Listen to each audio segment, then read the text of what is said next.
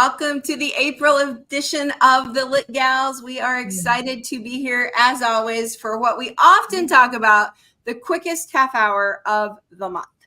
Is right here, 3:30, the third Wednesday of every month. I am Martie Hoofer, Digital Content Manager for Keep Indiana Learning and one of the Lit Gals. And Morgan, why don't you go ahead and introduce yourself? Hello, I'm excited to be here. I'm Morgan Mason. I am a professional learning specialist with Keep Indiana Learning, focusing primarily in that early learning realm. And I am Anna Cook. I am a literacy specialist, really for K through 8 and just all over Indiana and the Midwest. Love it. Love it. Martie, today we've got a topic that is a little highbrow, but we're going to put it into perspective, aren't we? Representation in literature. It sounds daunting, but we've got some good conversation wrapped around this, don't we? Yeah, we do. It does sound daunting. Maybe because it's just two big words. And the word representation we're intimidated by, maybe, because really at the end of the day, when you boil it down to what it is, it's using literature, figure out which angle I wanted to go. It's using literature as both a window and a mirror, because literature really can serve both roles.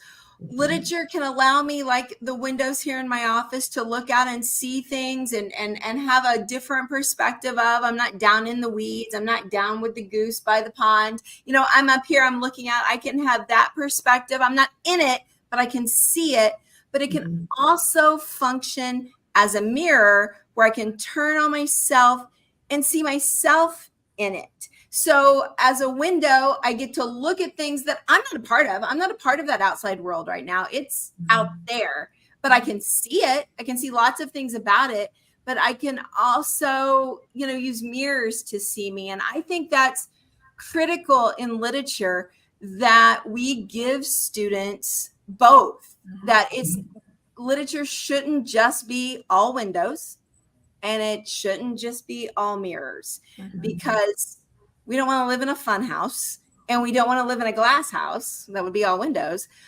We need a combination of things. And so, Morgan, I know as an early elementary teacher, I mean, you're exposing kids to books, some of them for the intent every day for the very first time. So I would imagine there was some strategic choice in your classroom.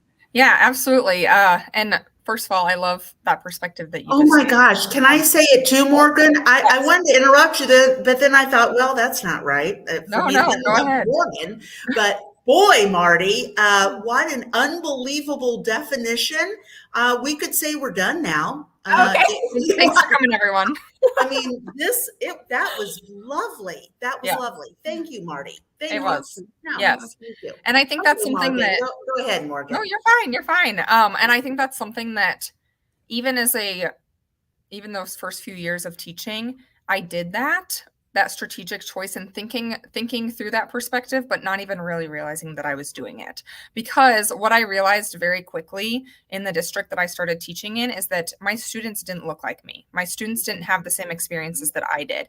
And not only was I teaching them, but I think I've said this before on these live streams, like they taught me so much. So I was very strategic, like you said, in giving them choices, in exposing them to books where characters did look like them, but also exposing them to characters that didn't look like them or experiences that didn't look like them. And we talk so much now about the importance of that background knowledge and just building that up in students. And that's also not only with this representation piece, but that's also what it's doing, is building that background knowledge for students and exposing them to those different things. And something that, just as I was thinking about the show today and what I wanted to share, I also thought about my personal favorites when it comes to representation in literature and memoirs and biographies and books that I chose for myself, that not only taught me a lot about myself, but also taught me a lot about the students and the community that I was serving. One of the ones that I wanted to mention was, and I don't know if either of you have read it, but the Other Wes Moore. Mm. Wes Moore is the author. So he tells the story of himself and someone that just grew up a couple blocks from him with the exact same name as him, and how they ended up going down completely different paths, where one of them is a successful author, had all the success in life despite the adversities that he faced, and then the other person with that same exact name is serving a life sentence in jail. Like, it's a very good book, and it just shows that differing perspective of, hey, we have the same exact name, we grew up just less than 5 minutes from each other, and we have completely different perspectives and experiences on the world. So that was really life-changing for me. And Morgan, I just want to jump in there. Something you said that I'd never thought about. Our students are learning background knowledge that they wouldn't otherwise have, because we're learning from each other's experiences. I hadn't thought about that these windows provide background knowledge. And so I'm glad you shared that idea. And I second the Other Wes Moore as a book to read. My husband and I listened to the audiobook one time on a trip. Yeah. Fantastic. And if I'm not mistaken, Wes Moore is the author. Wes Moore is now the governor of like Virginia or something like that. I think you're right, actually. Oh, wow. Yeah. So their lives have just continued down this amazing different trajectory. It's a great read, Anna. I think you'd really enjoy it. Oh, I would. Yeah. Yeah. Yeah, it was a great one. The other one I wanted to mention, which I'm sure you're both familiar with, is Educated by Tara Westover. That's another one that just gave me a different perspective on life. Like, someone that had to fight her entire life for her education and for the knowledge that she wanted to gain. And it's just, that's different than what I grew up experiencing. So those types of books, I really try and seek those out, especially as a classroom teacher, because I think that was so important, is looking at things from and looking at representation of people that didn't always look like me. But like you said, Martie, the windows and the mirrors. Yeah. And I think it's easy for many people anyway to gravitate to the mirrors, but I find the windows to be where I learn so much more. And walk away a changed human than when I just read mirrors, because I kind of know my existence. I don't really need to read about it. Yeah. Yeah. Makes sense. Good point. Yeah. Good point. Anna, what about you? What are some of your faves? Mine, I love this. It is called March On. And if you notice, I always have my notes on a lot of my picture books, because I use them all the time, every year. But I love this because it is about Martin Luther King's famous march in Washington, D.C., but from the perspective of his sister. How cool is that? So it was very cool, because she starts with their mother and father, and how their parents always said, pride is not good. You're not boastful. You don't stick your chest out and say how great you are, etc. And then she talks about building up to that march, and how her brother spent the entire night working, revising, reworking that whole speech. And after he was done with that speech, she said that she was a changed person, and that she looked all around her and saw all of the other people that were changed as well. And she said, I was so proud of him, but I had to, stop myself. And she said, no, she said, this is a different kind of pride. This pride was pride in seeing how a person changed other people for the better. Oh, that's awesome. Oh my gosh. I mean, this was really, really a fabulous, fabulous picture book. And, I thought to myself, we could use this from first grade, second grade on, couldn't we? Middle school, high school. Yeah. This was a biggie. I thought this was fabulous. Anna, I love to, sorry, can I add something here? Because I also love, I have not read this book, but I love that you said that she talks about all of the preparation he did to give the speech, like staying up all night. Like that's something I've never thought about is how nervous he probably was. Like just having that perspective of someone that was there, but just kind of in the background, just kind of watching it all play out. Like that's really cool. Yeah. Not only, he was not, but like the whole family was kind of like, we're doing what's going to happen here? Yeah. It was good. It was very insightful. That's awesome. And then I want to revisit this one. Because I think that right now more of us need to read this. And if we've already read it, we need to read it again. This was called Tuesdays with Morrie, out many, many moons ago. I don't even know when it first came out, maybe 80s. But it is about a professor who is dying. And in his last months, Mitch album is, he goes to see him every single Tuesday. And Mitch is a changed man from all of Morrie's insights. And it was really, really moving. I had a class at this time. We read this book. And my class was on Wednesdays at UND, and they made a book called Wednesdays with Anna. Oh, so cute. And the thing that they came away from was that everybody is of value. The old, the adults, everybody has value, and that we need to look at each person's value and see what we can learn from what they talk to us about. And so it really goes along so beautifully with those mirrors and those windows. Because quite frankly, I was at that age that I just thought, I don't have time. I don't have time to listen, to whoever. I'm raising a family. I've got work. And this was really a big aha for me, an eye-opener, but also it was obviously an eye-opener for my 18-year, 21-year-olds as well. Yeah.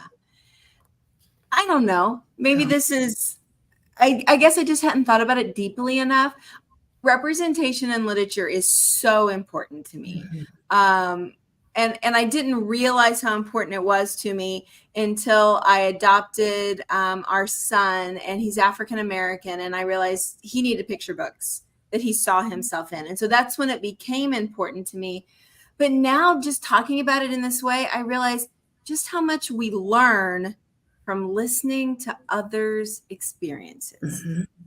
And the empathy and the life lessons. I hadn't really pieced all that together until listening to you two talk about Educated and Tuesdays with Morrie and the March On book. I hadn't thought through all that very deeply yet. But we're still impressed by that definition that you gave. Thanks. Thanks. Well, so like I said, representation in literature, so important to me as a middle school teacher, because my students never knew what to do with this when I would talk about dead white guy poetry. And they were like, well, one, you said the word dead, and two, you said the word white. And Morgan, I was teaching in a district that you're familiar with that the students did not look like me. And were growing up with very different experiences than I had ever had. And so I was like, no, we're not going to read dead white guy stuff, because it doesn't, not that we can't learn from it, not that it's not good, but there's other things that I think we can relate to better and we can learn from better. So I went back and pulled, let me get the pile correct here. These are 4. Morgan, how did we know this? Look at this. Don't hurt yourself, Martie. I know. So these are 4 titles I've actually used. I know you can't see them. I'll put them in the show notes. But these are 4 titles I have done with students multiple times. A girl with a learning disability. Misty Copeland, who actually just spoke here in Indianapolis like a month ago. First African-American primary ballerina for the American Ballet Theater. And her book's just pretty. Why would I not want to bring a pretty book to him? This one is an author. We would read some of his stuff. Then I'd pull out his memoir. And this one, 3 guys growing up in Newark, New Jersey, rough on the streets. All 3 of them go on to be 2 doctors and a dentist and sharing their experiences. So those are books I've used with students. And you just learn so much. This book, The Reason I Jump, is written by a man with autism. Mind blowing to me to be inside a brain that I'll never, ever get to experience. And so I learned so much. But okay, so real quick, my actual book for this month is this one. They Called Me Lioness, A Palestinian Girl's Fight for Freedom. This is a brand new book. I just finished it the other day. She's like 22 years old right now, living in Palestine. And what I learned as I read this over the past week is the war in Israel and Gaza is a lot more complicated than I ever understood. And now I've got a perspective from an insider who knows nothing but life that way. Wow. And talk about a window that I was just not ready for. I listen to news stories differently now because it humanized it. And I think that's maybe what all of this is. My takeaway is, as we use literature as windows, it allows us to humanize experiences. Wow. Yeah. Very well said. That's so So there's my pile. Of course I have a pile. You guys know me. There's always a pile. Yeah, we do. I love that you always have a pile, though, and I wish I could have been a student in your middle school classes. That's all I'm gonna say. Middle school would have just flown by, right, Morgan? If we would have had Martie Hoover. Right? Flown by. We talk about a lot of books. We talked about it. If nothing else, they walked out knowing there's a whole lot of books out in this world. I don't know if they ever read How them. many they read? I don't know. They know they exist, by golly. Wow. So we are, as always, rapidly running out of time. Morgan, what are you currently reading or listening to, or maybe both? Because don't you often do both? I am doing both right now. So right now I am reading the 5th book of the series, A Court of Thorns and Roses, which you may be familiar with. So I'm finishing up that series. Great series. But then I'm really excited about this one. It's called The Huntress by Kate Quinn. So it's a historical fiction. And that's truly, we talked earlier about learning so much from reading. That is how I learn about history, because I didn't love my history classes growing up, but I love reading historical fiction now. So I like this one because, and I'm about halfway through, it is actually post World War II, which again just gives a differing perspective, because the war is over, but it's talking a lot about the repercussions and dealing with the aftermath of this war. So, and it's also told through, I really enjoy books that are told through a couple different perspectives. So that's been really fun too, to just listen to that one. So yeah, I highly recommend her. She has a couple other historical fiction books that I've read. Kate Quinn is her name. So she's awesome. Nice. Yes. Nice. So Anna, what are you doing? Well, I am reading, I love Maria Shriver, and she has so many wonderful things going on as far as Alzheimer's is concerned, and women's movement for women's health, etc. And she always, I shouldn't say always, but she mentions Sister Jean a lot. And I thought, I need to know about this Sister Jean. Well, Sister Jean is a nun who is 104 years old, still alive, and still working at Loyola in Chicago. Oh my gosh. And she wrote a book, co-wrote with Seth Thomas, and it's called Sister Jean, Wake Up with Purpose! Exclamation point. Oh. And I am reading that. I cannot tell you, I mean, even the first chapter was so, the writing just flows, and it kind of puts you in a Zen type of mood. So I was describing this to my aunt, and I said, I'm reading page upon page, and then all of a sudden I'm like, oh my gosh, I've just read 20 pages, but I'm just so, and she just has that type of writing. And once again, you learn a lot. So yeah, that's what I'm reading right now, and I love it. I just love it. Okay. The only thing I knew about Sister Jean was when you said her name, I thought, wait a minute. And then when you said Loyola, all I know about her is she always shows up in March Madness when Loyola's playing, and she's sitting on the sidelines, and they show her on TV for like 3 seconds and I'm like, oh, it's that lady. Oh yes, she is their number one fan. She prays with all of them at the beginning and at the end. But here's the most impressive piece. She gives the head coach, all of her notes on what she observed on those, on the players. So awesome. And then gives the coach notes about the upcoming game and those players. She's like a huge basketball fanatic. That is amazing. Oh yeah, 104. Wow. I'm so glad you shared that, because I'm gonna go look it up. Yeah, I'm going down a Sister Jean rabbit hole tonight for sure. Yeah. Yep. Love it. Love it. Well, I'm reading something a little outside of my normal scope right now. It's called Leave No Trace by A.J. Landau. It's an adult mystery, and I don't read mysteries like ever. But this one is set in the national parks. And I'm a huge national park lover. And so when I heard that there was a book set in the national parks, I was like, oh, yes, please. And then I found out it's a mystery, and I'm like, oh, okay, whatever. Sucked in on page 1. And it has these really short chapters. So it's a bad book for me, because at night I'm like, oh, I can read one more. And I might have stayed up way past my bedtime last night.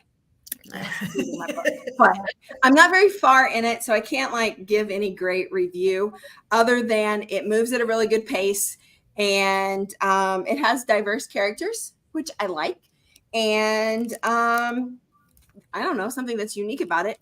It's A.J. Landau is a pseudonym for 2 authors. There's 2. Ooh. Don't know if I've ever read a book written by 2 people that are a pseudonym, 1 name. So I'm kind of intrigued. I want to know more about their writing process, honestly. Oh yeah. Yeah. Well, yeah. I'll be adding that to my list for sure. Yeah, I'm loving it. It's a thriller for sure. All right. Well, our time is up here this month. We are I'll just drop a hint about our May theme. It is very fitting for the month of May. So that's all I'm going to say about it. You'll have to come back in May to learn more. But we are so thankful for you, our viewers. And as always, we'll end with our tagline of be well. Do good work. Keep in touch. Thank you.